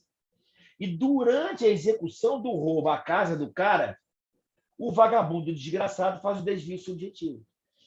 Ele vê a mulher do cara que é bonita e ele sozinho, com outro cara com o olho arregalado, ele passa a estuprar a mulher dele, ele amarra o marido, com o marido olhando para a cara do cara, ele estupra a mulher na frente dele, ele estupra a filha na frente dele, ele comete o crime de estupro, depois comete o crime de estupro da filha, e depois ele mata os dois, homicídio. Com o cara olhando. Parece que ele até urina nele depois. Vou urinar em você aqui. O cara urina no cara e vai embora. O que acontece? O outro amigo dele, cara, que porra é essa, maluco? Vai embora. O filme não acontece isso, mas os dois são presos. Eu acho que até os dois são presos, depois ele é solto, uma coisa dessa. Os dois são presos, ele é solto. Aí o marido fala, ó, não vai ficar por isso, não. Eu não vou lembrar quem é o autor, mas precisa... O ator, não o autor, o ator. O que me interessa? Se eu fosse advogado dos dois, principalmente do outro cara que não fez nada, eu vou aplicar o artigo 29 do Código Penal. 29, parágrafo 2º. O que ele fala? Se algum dos concorrentes quis participar de crime menos grave, excelência, de boa, o estupro, eu não tenho nada com isso. O homicídio, eu não tenho nada com isso. Você estava com ele, mas ele em nenhum momento me falou que faria isso. Ele que desviou durante a execução do crime. Ser-lhe-á aplicada a pena deste. O que é a pena deste? Do crime que ele queria cometer. Esta pena do crime que ele queria cometer será aumentada de até metade na hipótese de ter sido previsível o resultado mais grave. Dá para explicar, André? Nesse caso concreto, que os dois entraram e esse cara estuprou e matou a mulher, esse cara responde por quê? Este cara responde pelo crime de roubo. E o estupro? Nada a ver. E o homicídio? Nada a ver. Por quê? Porque dentro do nosso plano delitivo não havia nenhuma previsibilidade que ele iria amarrar o cara, dar um tiro na cabeça da mulher, estuprar a mulher, fazer necrofilia. Não havia previsibilidade disso. Então, só responde pelo crime de roubo. Porque diante do nosso plano delitivo, não estava no nosso plano delitivo e nem previsibilidade de estuprar e matar a mulher e a filha do cara. Maravilha? Segunda parte. Poderia ter havido previsibilidade? Excelência, eu fui roubar com o André Queiroz, sim. Como é que é o nome do André Queiroz? André Queiroz. Qual é o apelido do André Queiroz? André Queiroz, bicho solto e estuprador. O André Queiroz virou o apelido dele conhecido por mim, inclusive. O André Queiroz, bicho solto e estuprador. Estou cheio de palhaço no meu corpo, já estuprei criancinha, eu sou o demônio. O que me interessa? O fato de eu ser o demônio gera previsibilidade no meu amigo que eu vou estuprar e matar. O que me interessa, o que fala o Código Penal? Esse meu amigo, quando vai roubar comigo, ele só responde pelo crime de roubo. Porque quem realizou o estupro e o homicídio fui eu. A diferença é que eu vou realizar o crime de roubo, só que a minha pena será aumentada de metade do roubo, pela previsibilidade de talvez ocorrer o crime mais grave. Se liga, galera, na questão, porque esse cara estupra e mata sem que eu o auxilie. Entendeu? Porque se vier na prova que houve desvio subjetivo, mas ele fala comigo, André, amarra o dono da casa e aponta a arma para a mulher que eu vou estuprar a mulher. Eu estou sendo... Não quero saber disso, não, mas vou apontar a arma. Cara, se eu estou apontando a arma, eu estou executando o crime de estupro também. Ih, cara, vai pegar a criança? Ah, gente, que sacanagem com criança. Tá bom, mas aponta a arma para ela. Tá bom, só vou amarrar ela aqui. Que... Você é coautor do crime de estupro. O que me interessa é que muitas vezes no filme você não pode sequer estar vendo essa situação. Caramba, excelência, na hora que eu fui pegar as joias no quarto, o desgraçado na sala fez tudo aquilo. No que eu volto, eu já vejo a mulher caída, com um tiro na cabeça e estuprada. Eu respondo pelo roubo com a pena aumentada de metade, se houver previsibilidade que poderia ocorrer o crime mais grave. Beleza? Tranquilo? Então, tem que ver na situação o que vai acontecer. E, por último, o 320, o 29, parágrafo 1º. O 29, parágrafo 1º, fala, gente, da participação de menor importância. Onde é que está aqui? 29, parágrafo. Depois eu volto lá em cima. Tem mais coisa para falar. Participação de menor importância.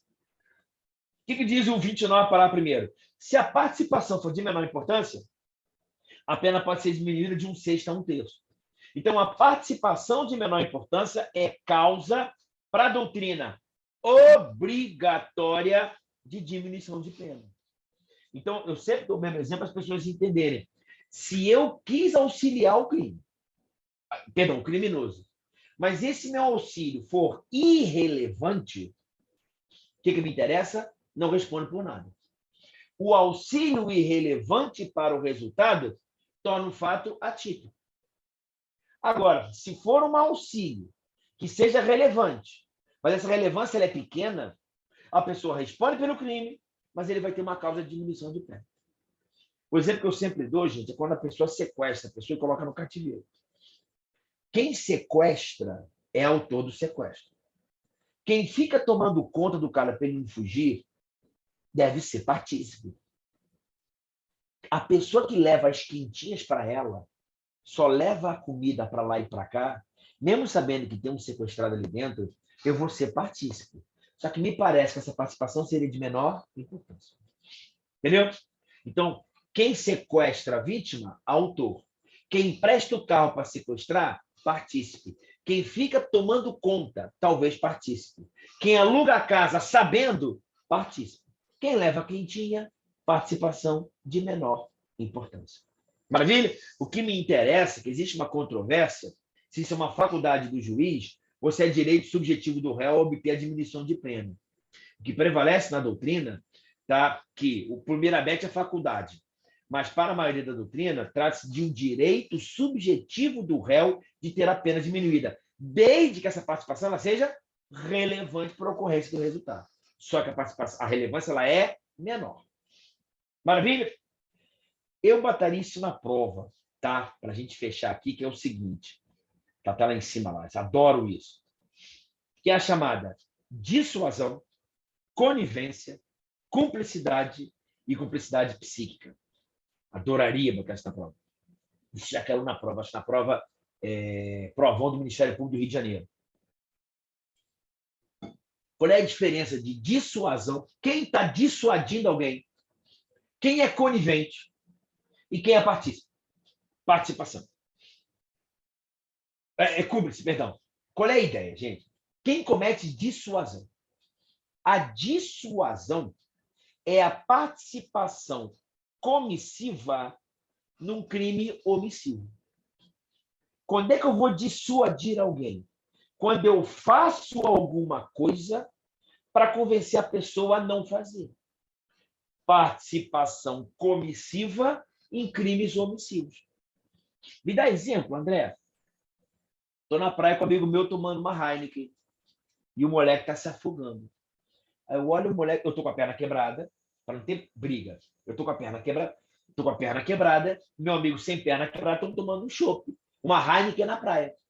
Aí o moleque está se afogando, cara, caraca, o moleque se afogando, vou lá salvar. Pera aí, rapaz, estou terminando a minha conversa contigo aqui, fica aí, porra. E o moleque se afogar, filho, não é teu, porra. Pô, tá virando agora samaritano, tinha que ser babaca, pera aí, termina a cerveja, conversa comigo, cara, beleza. Ele realizou o crime de omissão de socorro, que ele podia salvar. Eu fui partícipe, porque eu o dissuadi. Eu realizei uma conduta ativa para realizar uma conduta omissiva. Diferente da conivência. A conivência é a participação omissiva num crime comissivo. Ele vai realizar um crime comissivo, ele vai realizar o estupro e eu não falo nada. Eu sou o vizinho. Eu estou vendo o cara entrar. Eu subi no elevador junto com o cara e o moleque com o olho roxo, a menina com o olho roxo, com a mão na vagina, olhando para ele e se urinando. Eu exagero para entender. Eu sou vizinho, porta com porta, subo com ele, o cara tudo bom, A menina está cheia de estigmas, ungueais no pescoço, o olho meio roxo e a mão na vagina e urinada. E os dois estão indo para casa, e ela com mochilinha do colégio. Eu olho aquela cena e falo, caramba, que azar da menina. E o cara vai lá e estupra a menina. E eu fui o quê? Eu fui conivente. Eu tive uma participação omissiva no crime comissivo dele, que foi estupro. E, por último, a cumplicidade. Quem é cúmplice? Cúmplice do crime é quem faz um auxílio objetivo. Quem empresta arma, quem empresta corda, quem dá carona, quem esconde o carro desde que ele saiba antes do crime. Quem ajuda o cara. Mas é uma participação objetiva. Cúmplice é participação objetiva. E a doutrina fala agora da cumplicidade psíquica. O que é a cumplicidade psíquica? Eu ajudo o cara objetivamente, mas influencio na cabeça. Olha que bacana. André, me tira uma dúvida. Para ser partícipe, não pode realizar o crime, mas tem que auxiliar o cara. Então, eu não faço o crime, mas eu ajudo o criminoso. Beleza. Como é que eu posso ser cúmplice? Quando você ajuda de maneira objetiva. Então, se o cara mata alguém com uma arma, quem vai ser cúmplice? Quem emprestou a arma. Eu não cometi o crime, mas eu ajudei o criminoso. Eu estou no clube lá, que eu jogo tênis lá, e falo, pô, tô puto com a Maíra tá enchendo meu saco. Aí o cara fala, pô, André, e aí? Cara, porra, eu não aguento mais ela. Para mim, se ela perdesse a vida, era o ideal. Cara, beleza, toma a arma. Sabendo que eu quero matar minha mulher Maíra. Ok? Porra, beleza, caramba. Então, André, dá um tiro na nuca. Na nuca ela não sofre. Pô, cara, porra, valeu, brother. Pô, tu é parceiro, tu é irmão, hein, cara? E o cara me empresta arma. André, para não ter dúvida, vou botar até 3 projetis aqui. Aliás, se é calibre 38, mete lá uns 6 projetis, dá C na nuca, André. Porra, meu irmão, você é parceiro, hein? Vou jogar um tênisinho sábado agora. E eu vou lá. Chego aqui em casa, do jeito que ela me recebe aqui, toda carinhosa nisso. Aí a gente começa a conversar, pô, lindo, e agora e tal? Pô, mas deixa eu te falar uma parada. Vamos jantar? Vamos embora. E o que a gente está jantando, eu com a arma na cintura, que eu faço? Ela começa a me perturbar, que ela jamais faria isso. Eu pego a faca cheia de marra e meto no pescoço dela. 3 estocadas no pescoço dela. Ela, coitada, na hora ela morre, jamais faria isso, tadinha. Morreu. Não é isso? Sou preso, claro, tem que ser preso mesmo. O que o cara da arma me fala? Olha, eu auxiliei o André de maneira objetiva, só que não houve nexo de causalidade. Eu emprestei a arma para o André matar a Maíra com um tiro na nuca. E ele deu 3 estocadas no pescoço dela. O que a doutrina fala? Fala que esse cara responde sim. Não pela cumplicidade objetiva, mas pela cumplicidade psíquica. Ele, ao me emprestar a arma, ele reforça a minha ideia de matar minha mulher. Se eu queria matar minha mulher sem arma, quando esse amigo meu do clube, que a gente joga tênis, me empresta a arma, ele sabe que, no mínimo, na minha cabeça, ele está reforçando a minha ideia de matar. Ainda que eu quisesse matar com faca. Mas quando ele me dá a arma, ele reforça a minha ideia. Maravilha? Tranquilo? Então, isso, para mim, é importantíssimo aí para a tua prova. Por último, galera, para fechar mesmo, juro que agora é o último ponto, que são as teorias a respeito da coautoria e participação. Tá? Então, André, quem responde, quando que o partícipe responde pelo crime? Aí o que me interessa é que eu tenho 4 teorias. Olha como é que é fácil. Teoria da acessoriedade mínima, acessoriedade média ou limitada, acessoriedade máxima e hiperacessoriedade. Olha como é que é fácil. 1, 2, 3, 4. Não precisa decorar. Só entender, porra. André, o partícipe responde quando? Para que o partícipe responda, o autor tem que fazer o quê? A acessoriedade mínima, a acessoriedade média ou limitada, a acessoriedade máxima e hiperacessoriedade. E agora, o que eu faço? Decorei. Beleza. Só que você faz. A primeira, basta que haja fato típico. A segunda, fato típico e ilícito. A terceira, fato típico, ilícito e culpável. E a 4, fato típico, ilícito, culpável e punível. Olha que molezinha. André, o que é a teoria da acessoriedade mínima? O cara responde, é partícipe do crime, basta que realize um fato típico. Acessoriedade limitada, ele tem que realizar um fato típico e ilícito. Acessoriedade máxima, para que eu seja partícipe, ele tem que realizar um fato típico, ilícito e culpável. E a hiperacessoriedade, o cara tem que realizar um fato típico, ilícito, culpável e punível. Qual é a nossa teoria adotada, gente? Para que eu seja partícipe, o autor tem que realizar um fato típico e ilícito. Significa dizer que nós adotamos a teoria da acessoriedade média ou limitada. André, me dá exemplo para entender. Se vier um menor de 16, 18 anos para mim, tio, não gosto do meu pai. Melhor, vamos citar nomes aos bois, né? Um amigão meu lá do clube, o Horácio, um amigão do clube, tem um filho dele, Luca. Ele tem 2 filhos homens, não é isso? Eu tenho 2 filhos homens, então os 2 estão sempre muito juntos. Vamos inverter. É o Horácio que está fazendo isso. O meu filho, Rafael ou Guilherme, o Rafael chega para o Horácio e fala assim, poxa, Horácio, sei que você é médico da aeronáutica. Estou citando muito o nome dele, estou falando muito da vida dele. Não gosto do papai, não. Estou puto com o papai. Dá para você emprestar a sua arma, tá? Para matar o papai? O Horácio fala, pô, beleza. De repente, o André morrendo, eu ganho mais um ponto no ranking.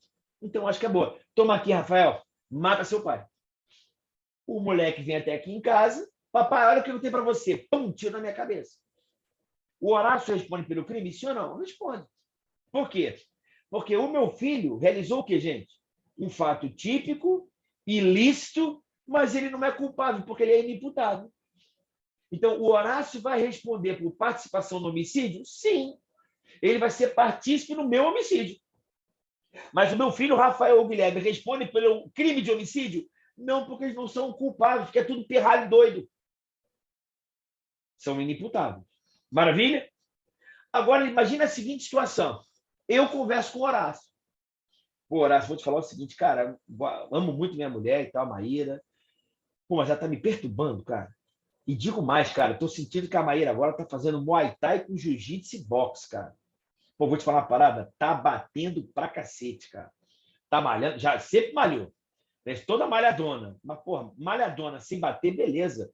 Só que agora ela pegou agora a roxa lá com a Kira Grace.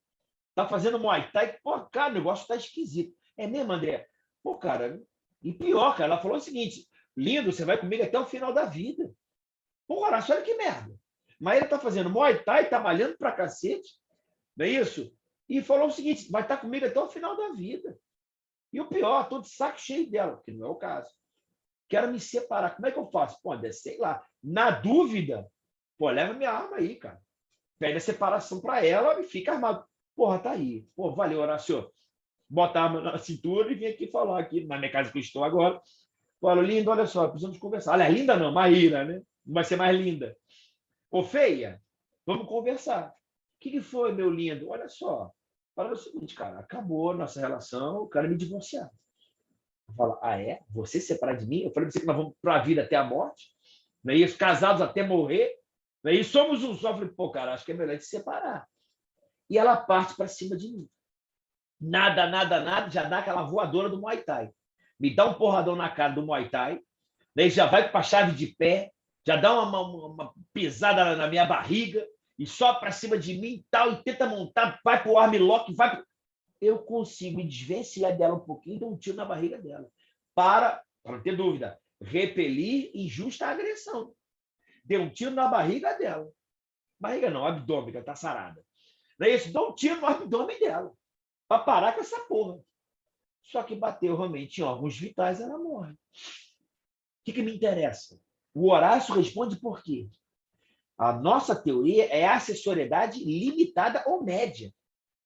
Eu, André, realizei um fato típico. Ok? Porém, ele é lícito. Eu podia dar um tiro na barriga da Maíra. Eu não respondo por nada e o Horácio não responde por nada. Maravilha?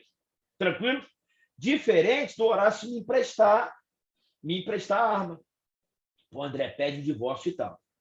É isso. Eu Estou em casa, me emprestou a arma. Eu não acesso de loucura. Eu estou dizendo que agora eu sou doente mental. O André é doente mental, retardado, doente. Retardado não, desculpa. Isso é politicamente incorreto. Sou doente mental. E num surto de doença mental, que me interessa que eu sou inimputável, eu num surto de doença mental, eu falo para a Maíra e falo, Maíra, você não é mais linda, você é o quê? Você é cadáver. Eu dou um tiro na cara dela. Eu realizei um fato típico e ilícito, porém não vou ser culpável. O André vai ser absolvido, porque ele é inimputável, ok? Não é culpável, e o Horácio vai responder sim, porque ele emprestou uma arma para uma pessoa inimputável. Não era para ter emprestado a arma para a porra do André, que o André é porra louca. O Horácio vai responder pela participação do homicídio e o André vai ser absolvido pelo crime de homicídio consumado, absolvição imprópria, porque você é internado em manicômio. Maravilha? Tranquilo? Fica atento que sempre que eu utilizar o inimputável, tá aí o pessoal da mentoria aqui, sempre que eu utilizar o inimputável para autoria imediata, o pai que fala para o moleque roubar os carros na rua, tá? Eu estou diante da autoria imediata, mas fique atento que o pai, além de responder pelos crimes que o filho eventualmente possa cometer, o pai responde pelo crime do artigo 244b do ECA, corrupção de menores. Olha o que diz lá. Corromper ou facilitar a corrupção de menor de 18 anos, com ele praticando infração penal ou induzindo-o a praticá-la. Maravilha? Então, sempre que eu ver a hipótese de autoria imediata, numa situação que eu boto inimputável, se esse inimputável for pirralho, este pirralho menor de 18 anos, o autor responde por quê? Pelo crime de corrupção de menores. Lembrando que o menor conta para integrar a organização criminosa, a associação criminosa, como também os agentes infiltrados. Agente infiltrado conta para o número de organização criminosa. Tem que ter 4 organizações criminosas, pode contar inclusive o inimputável, pode contar inclusive o agente infiltrado. Maravilha? De onde é que você tira isso, André? Da acessoriedade média ou limitada. Artigo 31. O ajuste, a determinação ou instigação e o auxílio, salvo disposição expressa em contrário, não são puníveis se o crime não chega, pelo menos, a ser tentado. Então, o indivíduo tem que, pelo menos, realizar atos de execução. Então, se o Horácio me emprestar a arma para eu matar a Maíra, minha mulher, eu venho aqui almoçar com ela, e sequer saco a arma e começa a disparar, o Horácio não responde por nada no homicídio. Por quê? Porque o meu crime de homicídio sequer começou a ser tentado. Maravilha? Tranquilo? Isso aí, galera, me parece que é, cara, na boa. É tudo, tá? Quando a gente fala de autoria e participação, tudo. Eu só vou passar mais um negocinho aqui, ver se tem mais alguma coisa. Participação é induzir, instigar ou auxiliar. Induzir e instigar é de maneira subjetiva, auxiliar é de maneira objetiva. Quem é que está auxiliando? Quando eu ajudo de maneira objetiva, salvo se for ato de execução. Porque se for ato de execução, você é coautor. Não é isso? Outro, artigo 286 do Código Penal. Tá? O que é bacana, gente, é partícipe quando o cara induz, instiga ou auxilia pessoa determinada. E aí você participa no crime desta pessoa. Então, se eu chegar para você que está me vendo, te induzir, subjetivo, o que é induzir? É botar na cabeça. O que é instigar? Reforçar uma ideia que você já tem. O que é auxiliar? Te prestar arma. Não é isso? Para a pessoa determinada. Porque se for para a pessoa indeterminada, eu posso incorrer no crime do artigo 286 do Código Penal. Incitação ao crime. O 286 fala incitar publicamente a prática de crime. É o que o Supremo vem se utilizando no chamado hate speech. O que é o chamado hate speech? Me parece um paradigma bom para o discurso de ódio. Então, uma coisa eu falar, gente, que o Bolsonaro não é um bom presidente. Uma coisa eu falar que o Lula é ladrão. Uma coisa eu falar que o Dória é aquilo, que o Sérgio Moro é isso. Isso é uma coisa, é minha opinião, minha liberdade de expressão. Outra coisa muito diferente é eu incitar as pessoas a que elas cometam crime. Galera, Lula pode ser eleito presidente. Vamos embora matar o Lula. Quem encontrar com o Lula, esfaqueia o cara. Vamos dar o contragolpe. Vamos ter o nosso Adélio. O nosso Adélio que esfaqueia. Galera, isso é incitação ao crime. Maravilha? Galera, Bolsonaro pode ser reeleito. Vamos botar uma bomba no Planalto.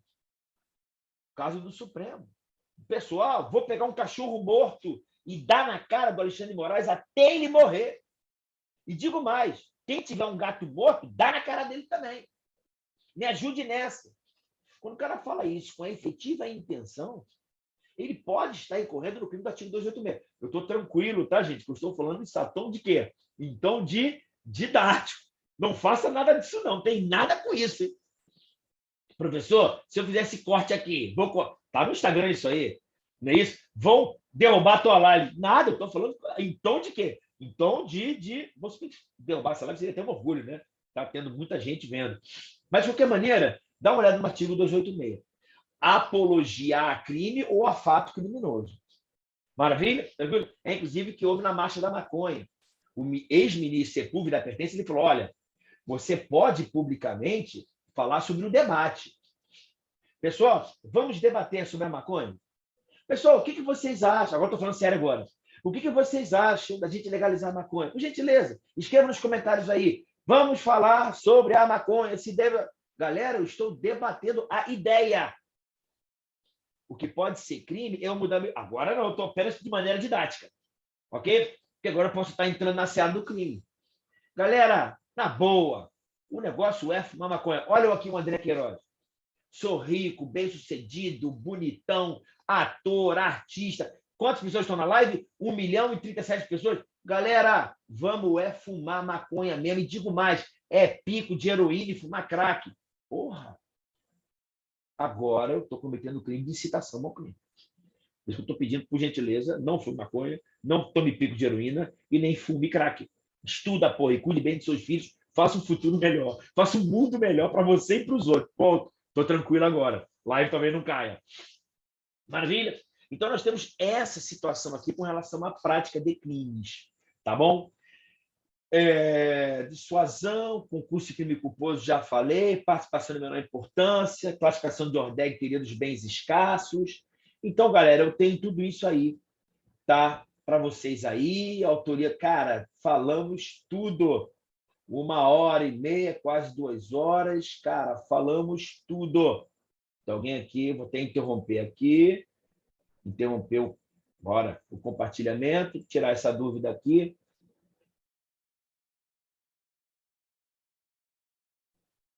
Sim, sim, pode ser, pode ser. É a dúvida do nosso amigo aqui, né? Com relação a para poder cometer o crime aqui. Sim, pode ser. De qualquer maneira, gente, fica um recado para a galera aqui do Instagram, é isso? Acabou que eu fui direto com vocês aí. Manda um direct para a nossa mentoria. Tá? Hoje vou mandar muito áudio para a galera. Estou tirando dúvida de todo mundo que está fazendo pergunta aqui. Quando a dúvida é muito pessoal, caso concreto e tal, eu tiro para a pessoa. Quando eu vejo que é um tema, inclusive eu estou dando um recado pessoal, quando é um tema para todo mundo, aí eu faço um áudio e mando para a nossa lista de transmissão. Lembrando que todas as aulas elas ficam salvas no meu canal fechado do YouTube, onde eu só mando o acesso para quem efetivamente eu dou pessoal da mentoria. Tá? E material em PDF, resumo em PDF, vamos assim até a prova. Semana que vem teremos turmas de exercício, que o pessoal da mentoria já vai ter. Ok? Quem quiser entrar na turma de exercício, só mandar um direct aí. Eu vou pegar 4 matérias. Direito Penal, parte geral, Direito Penal, parte especial, legislação especial e processo penal. E leis especiais. Tá? Processo penal, leis especiais, penal, parte especial, penal, direito penal, parte geral. 4 exercícios. Quem for da mentoria vai ter direito a acesso a isso aí. Maravilha, galera. Abração para todo mundo aí. Abração, pessoal aqui. Tudo de bom. Estamos juntos.